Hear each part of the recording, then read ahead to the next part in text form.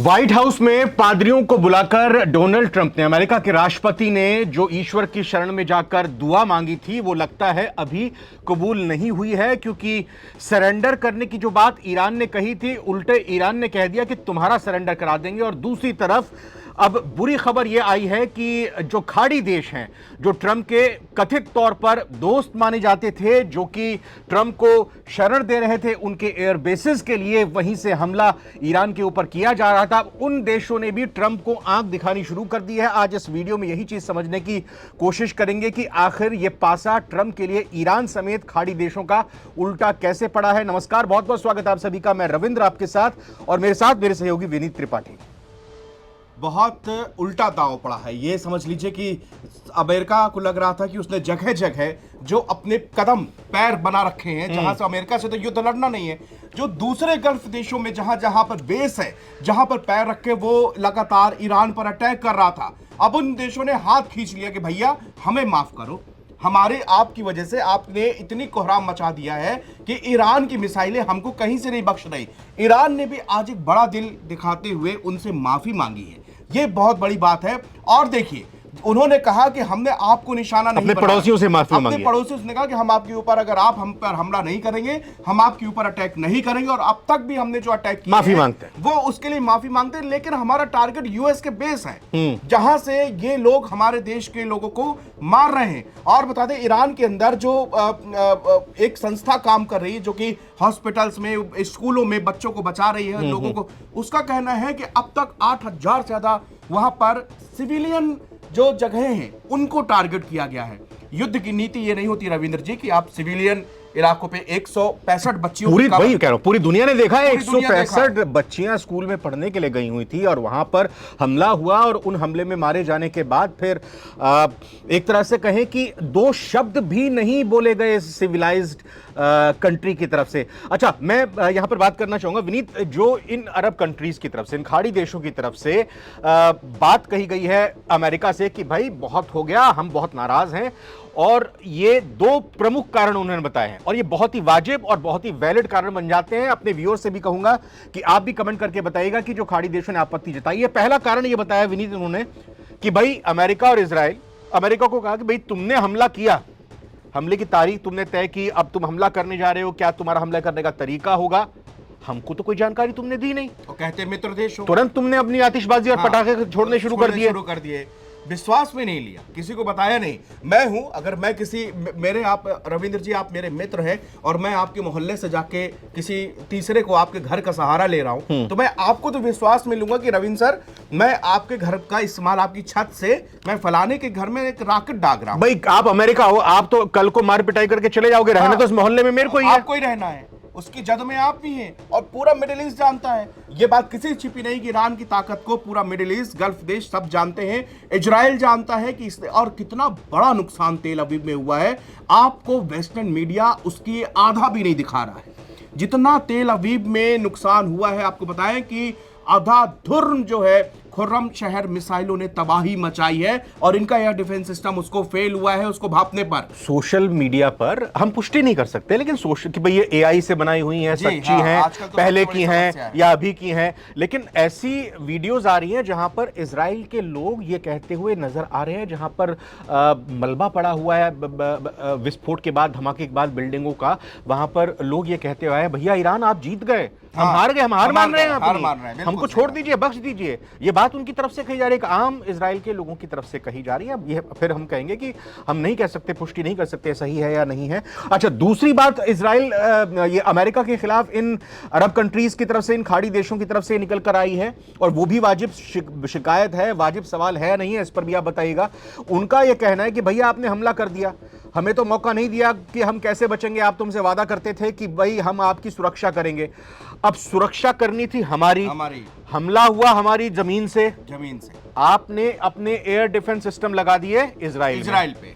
हाँ, आपने अपने जितने भी एयर बेसेस हैं, जहां पर भी आपके सैन्य एस्टेब्लिशमेंट हैं, आपने सारी चीजें अपनी एयर डिफेंस सिस्टम वहां पर लगा दिए, और हमारे देशों को, हमारे देश के लोगों को, हमारी जो प्रॉपर्टीज हैं उनको आपने भगवान भरोसे, खुदा के भरोसे छोड़ दिया। ये एक बड़ा वाली पॉइंट है भाई, आपने इजराइल को और अपने आप को बचाने के लिए हमें दांव पे लगा दिया, बिना ये सोचे कि हम कैसे अपनी जान बचाएंगे। हम तो आपके भरोसे थे, और अगर आप पहले बता देते तो कम से कम अपना बंदोबस्त खुद ही कर लेते, कुछ भैया लाठी डंडा कुछ हम भी इंतजाम कर लेते। आपको बताएं, दुनिया भर में एक ट्रंप की फर्स्ट टेन्योर में एक छवि बनी थी कि भाई एक ऐसा लीडर है जो कि अपने देश के प्रति, अपने लोगों के प्रति बड़ी बड़ी नेशन फर्स्ट लेकर चलता है। जब टैरिफ लगाए गए तब भी अमेरिका की जनता ने साथ दिया कि चलो ये अमेरिका के लिए ये कुछ कर रहा है।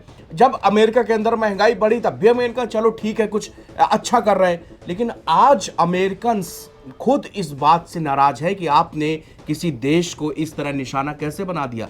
आप जो है वेनेजुएला जाते हैं, वहां के राष्ट्रपति को पकड़ लेते हैं, आप किसी भी देश में अटैक कर रहे हैं। आपको खुद समझ में नहीं आ रहा कि आप दुनिया को किस दिशा में लेके जा रहे हैं। आप वही हैं जो नोबेल पीस प्राइज के लिए आप कहते थे भारत और हमने हिंदुस्तान और पाकिस्तान के बीच में सीज फायर कराया। आपने 50 बार ये बोला होगा, बड़े बड़े फोरम में बोला होगा, लेकिन अब ये समझ में नहीं आ रहा कि अब आपको बताएं अब कौन सा आपको अवार्ड दिया जाए। अब दुनिया में यूएन के अंदर क्या और कोई विश्व का ऐसा अवार्ड हो जो ये किसी नेता को दिया जाता हो कि भाई ये आपको दिया जा रहा अवार्ड। अभी नया अवार्ड जो है, मुझे लगता है कि जैसे शांति पुरस्कार नोबेल का है ना, एक अशांति पुरस्कार की भी नोबेल पुरस्कार की शुरुआत हो जानी चाहिए। और शांति पुरस्कार भले ही मिला हो या ना मिला हो ट्रंप साहब को, लेकिन अशांति पुरस्कार जरूर मिल जाएगा। लेकिन एक यहां पर चीज मैं बताना चाहूंगा व्यूअर्स को, विनी, जैसे हम डिस्कस भी कर रहे थे, खिचड़ी पक रही है, कुछ ना कुछ काम चल रहा है। क्रोनोलॉजी को समझते हैं। 3 बड़े घटनाक्रम हुए। कल एक खबर निकलकर सूत्रों के हवाले से आई कि सऊदी अरब में ईरान में फोन जाता है सऊदी अरब से। क्या बात हुई होगी ये हम समझ सकते हैं।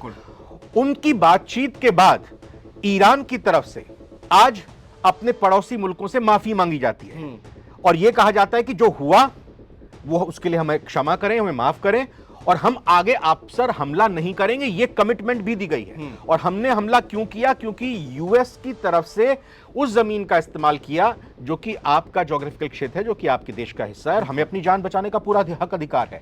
और तीसरी बड़ी डेवलपमेंट, जैसा आपने अभी बताया और हमने खबर का शुरुआत भी किया, कि इन खाड़ी देशों की तरफ से अब अमेरिका के खिलाफ ये आवाज बुलंद की गई है कि भैया तुमने हमें बताया नहीं, चेतावनी दी कब आप हमला करने जा रहे हो, और आपने इजराइल को, यानी कि इन्होंने भी आंख दिखानी शुरू कर दिया। यानी कि अगर अमेरिका ये कह रहा है कि सरेंडर कर दो, तो अमेरिका ने ही थोड़ी ठेका ले रखा है कि बिना बताए बिना वजह जब मन चाहे आप हमला कर दोगे और जब आप कहोगे सरेंडर कर दो और हम ही यहां पर रिजीम चेंज कर देंगे।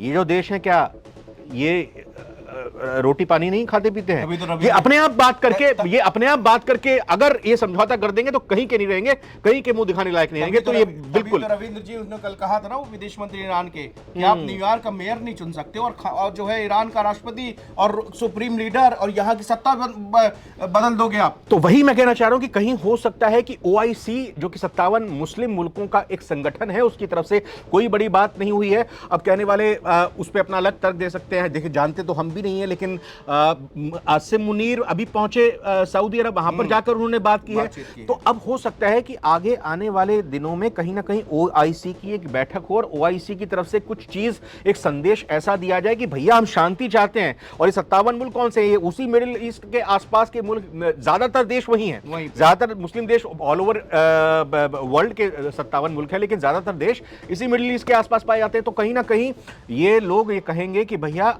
हमारे काम में, हमारे पचड़ों में मत फंसो, आप अलग रहो, आपको नमस्ते। अब हम ये चाहते हैं कि यहाँ पर शांति रहे, हम अपना मसला अपने आप सुलझा लेंगे, आपकी यहाँ पर जगह नहीं। और अगर आप और अपना आप तामझाम भी लेकर यहाँ से चले जाओ, हो ये कहीं ना कहीं ईरान, अमेरिका और इजराइल से बातचीत ना करके इन खाड़ी देशों को ये कह सकता है कि आप अब ये कह दीजिए अमेरिका को कि आप अपनी जमीन, आप हमारी जमीन को खाली कर लीजिए। तो हो सकता है कि बहुत जल्द यहाँ पर शांति की बात आ जाए और इसमें अमेरिका कहीं का नहीं रहे। रविंद्र जी, बहुत सिंपल सी बात यह है कि हम, आप, हमारे जैसे लोग ये कभी नहीं चाहते कि युद्ध हो, जंग हो। हर आदमी चाहता है कि दुनिया में किसी भी कोने का कोई भी सिविलियन होगा, वो यही चाहेगा कि हमारे इलाके में सुख हो, शांति हो, रोजगार हो, अपनी रोटी दाना पानी हम लोग की समय से चले, बस इतना ही। लेकिन अब जबकि आपने किसी मुल्क को बिल्कुल तबाह कर दिया है, तो अब उनके पास में विकल्प क्या है? कल दुबई का एक बिलियनियर था, फूट फूट के रो रहा था और अमेरिका से पूछ रहा था कि ये बताइए कि किसने आपको ये परमिशन दी है कि आप हमारे मुल्क की ऐसी तैसी करवाएं। आपने हमारे दुबई में हमारा कारोबार ठप पड़ गया, होटल्स खाली हो गए। आप कारोबारी की बात कर रहे हैं, सही बात है। उनकी GDP विनीत, टिकी हुई है हमारे देश के जो बड़े बड़े उद्योगपति हैं, जो फिल्म कलाकार हैं, जो खिलाड़ी हैं, वो दुबई में ही वहां पर इन्वेस्टमेंट उन्होंने की हुई है। इसका कारण यह है कि वो एक टैक्स हेवन देश है, वहां पर टैक्स नहीं लगता है, इसलिए बड़े बड़े देश वहां आते हैं। और बड़ी बात, और मैं आपको क्या बताऊं, क्रिस्टियानो रोनाल्डो को कौन नहीं जानता है? वो एक बड़े फुटबॉलर हैं, उनकी बड़ी प्रॉपर्टी वो वहां पर मौजूद थे, वो वहां से छोड़कर भागे कि भैया मैं कहां फंस गया। और ये सऊदी अरब चाह भी यही रहा था कि भाई जब मेरा आगे आने वाले 100-200 साल बाद जब तेल का स्रोत खत्म हो जाएगा तो मेरी कंट्री एक ऐसे हब के रूप में विकसित हो जाएगी जो कि टूरिज्म का एक सेंटर होगा, शॉपिंग का एक सेंटर होगा, बड़े बड़े पैसे वाले लोग यहां पर आकर शॉपिंग करेंगे। उसी दिशा में जा रहा था। अब कौन जाकर इन्वेस्ट करेगा? इसको संभलने में, संवरने में, उभरने में बहुत ज्यादा टाइम लगेगा, क्योंकि एक बार चीजें जब बिगड़ती है बिल्कुल, तब उसको संभालना बहुत मुश्किल है। सेम उसी तरह कि आपने स्ट्राइक तो कर दी 28 तारीख को, और दूसरी चीज आपका टारगेट था ना खामनेई, तो ये युद्ध बंद क्यों नहीं हुआ 28 तारीख को? नहीं, अब नया रिजीम भी तो चुननी है ना। नहीं, वो तो बताएंगे ना कि ये वो तो ट्रम्प साहब के दरबार में जो हाजिरी लगाएंगे, जो उनकी यसमैन होंगे, उसको नियुक्त करेंगे ना। पहले आप कहते हो न्यूक्लियर प्रोग्राम बंद कर दो, युद्ध नहीं होगा। ठीक है भाई, उन्होंने कहा कि हम कर देंगे, कर दिया। और आपको कहा भी मीटिंग में कि आपको अगर यकीन नहीं हमारी बात पर तो चल के आप हमारे देश में टेस्ट कर लो। दूसरी बात, फिर कहते हो कि हमें खामनेई को हारना ना, उससे पहले कहा मिसाइल का पूरा कार्यक्रम हम खत्म कर देंगे। ये अब आप चाहते हो कि वो मुल्क बिल्कुल ना तो एक बम बनाए, ना एक गोला बनाए, ना अपनी सुरक्षा करे, अपनी फौज हटा दे, अपनी सारी चीजें हटा दे, और अमेरिका से कहे कि आइए ट्रम्प साहब, हमारे तेल के खजाने में आपका इस्तकबाल है, आइए यहां से तेल लीजिए, अमेरिका को ले जाइए, बेचिए, अपनी जीडीपी बढ़ाइए, और जब मन करे तो 200% टैरिफ हम तेल पर हमारे ऊपर लगा दीजिए। अच्छी बात आपने यहाँ पे याद दिलाई। और देखिए, मानिए कि अगर ये बात ईरान के पड़ोसी मुल्क जो खाड़ी देश हैं वो भी समझ रहे होंगे कि ईरान के अंदर अगर अमेरिका घुस गया तो उसका एक मकसद पूरा हो गया कि जो दादा बनने की कोशिश करता था कथित तौर पर, उस मुल्क में हम बैठ चुके हैं, वहां के तेल के कुओं पर, वहां की गैस पर हमारा कब्जा हो गया है। और बाकी जितने भी देशों को मैंने अपना दोस्त बताकर ये कहा था कि मैं आपकी रक्षा करूंगा, उनका तेल और गैस पर किसका कब्जा होगा? फिर देख लीजिए, अमेरिका का कब्जा कर लेगा। बस ये बात समझ में आ रही है लोगों को? बिल्कुल समझ में आ रही है। इसके इस्लामिक रिवॉल्यूशन के पहले देखिए, हम किसी भी तरह के, हम एक डेमोक्रेटिक कंट्री है, हम कहीं भी तानाशाही को बढ़ावा नहीं दे सकते हैं। तानाशाही दुनिया में नहीं होनी चाहिए, कहीं भी नहीं होनी चाहिए, किसी भी तरह से नहीं होनी चाहिए। ईरान वे इस्लामिक रिवॉल्यूशन के पहले क्या ट्रेडिशन थे? क्या रजब पहलवी की अगर सरकार को आप देखें तो उसमें आप ईरान की एक पिक्चर हम लोगों को अक्सर रविंद्र जी दिखाई जाती है कि वहाँ पर लड़कियाँ मिनी स्कर्ट पर, शॉर्ट ड्रेसेस पर घूम रही हैं, रात में घूम रही, कोई रोक टोक नहीं है। ये सही था, क्योंकि ईरान पे पूरी तरह वेस्टर्न कल्चर था, और जो वो राजा पहलवी हुए वो पूरे वेस्टर्न, उसके बाद अमेरिका में बसे हुए हैं, अमेरिका की शय पे चलने वाला वो व्यक्ति था। इस्लामिक रिवॉल्यूशन होने के बाद में खामनेई ने जब सत्ता संभाली तो यहाँ पर कहा कि भाई जो हमारे ईरान के सोर्सेज हैं वो हमारे हैं, उसमें ईरानियों का हक है। नहीं, मैं एक बात आपकी काट कर बोलना चाहूंगा विनीत। देखिए, अभी 2 महीने पहले ही एक तस्वीर आई, एक ईरान की लड़की ईरान के अंदर खामनेई का पोस्टर हाथ में लिए हुए, मुंह पर होठों पे सिगरेट जलाते हुए, धुएं के छल्ले उड़ाते हुए खामनेई का पोस्टर जला रही है। तब खामनेई जिंदा थे, खामनेई वहां पर सुप्रीम लीडर के तौर पर मौजूद थे। ये तस्वीर ईरान के अंदर की, खामनेई के शासनकाल के अंदर की है, तो ये कैसे कहा जाए कि भाई वो एकदम भी अमेरिका में पड़ती है? जिस लड़की ने फोटो तस्वीर जलाई है, थी तो ईरान की ना तस्वीर, लेकिन ईरान की तस्वीर थी, लेकिन वो लड़की अमेरिका में पढ़ती है, अमेरिका की यूनिवर्सिटी में पढ़ती है। दूसरी चीज है, मैं ये कतई नहीं कह रहा हूं कि वहां पर महिलाओं के साथ में ज्यादती ने, मैंने क्यों इसलिए कहा कि तानाशाही रिजीम, हर कोई, चाहे वो तालिबान के अंदर हो, चाहे वो ईरान के अंदर हो, या दुनिया के किसी भी मुल्क में जहां तानाशाही होगी, वहां पर आम आदमी को अपने अधिकार नहीं मिलेंगे। लेकिन इसका मतलब ये नहीं होता कि आप जाके ताकत के बल पर उस देश पर कब्जा कर लो। उसका तरीके हो सकते हैं। आपको खामनेई से जितना दिक्कत थी, आपने उसको मार दिया, तो 28 तारीख को मारा गया, तो ये 8 दिन क्यों, 8 दिन वहां के लोगों को क्यों मारा जा रहा है? मेरा सवाल ही सिर्फ इतना है कि खामनेई ही टारगेट थे तो मार दिए गए 28 को, फिर ये 8 दिन क्यों युद्ध हो रहा है? क्यों आम आदमी को मारा जा रहा है? किस लिए मारा जा रहा है, इसका मकसद सिर्फ इतना है। देखिए रविंद्र जी, 100 की सीधी एक बात, मिडिल ईस्ट में केवल एक बॉस रहेगा, वो है इजराइल। ग्रेटर इजराइल की वैसे ही बात की जाती है। That's it. सबसे अमेरिका बड़ा का एक ही प्रोपोगंडा है, ईरान को बदनाम करो, इराक को बदनाम करो, इधर की भाई इधर की सरकार है ये कर रही है। साउथ, आप नॉर्थ कोरिया को ले लीजिए ना, कितना वर्ल्ड मीडिया ने उसको बड़ा क्रिमिनल बना रखा है। किम जोंग उन से जाके वहां की जनता से पूछो, जाओ वहां पर पूछ के आओ, तानाशाही है। नहीं देखो, उसको लेकर तो आप ये कह सकते हैं ना कि क्योंकि मीडिया से वहाँ से खबरें बाहर आती नहीं है, वहाँ पर पूरी तरह से बंधन है, बाध्यता है, और ये भी खौफ है, ये डर है कि भाई आप किम जोंग उनके बनाए हुए उसूलों, उसके रूल्स से अगेंस्ट नहीं जा सकते। बिल्कुल। तो इसलिए हम इस चीज को जस्टिफाई भी नहीं कर सकते विनीत कि भाई लेकिन आप उसको बदनाम करके, हाँ, आप उनको बदनाम करके और सद्दाम हुसैन को बदनाम करो, उसको बदनाम करो, वही बात है। बदनाम आप कर रहे हो तो भाई बदनाम आप उसको किस तरह से कर रहे हो? भाई उसके देश के लोग चाहते हैं कि किम जोंग उन वहां पे रहे।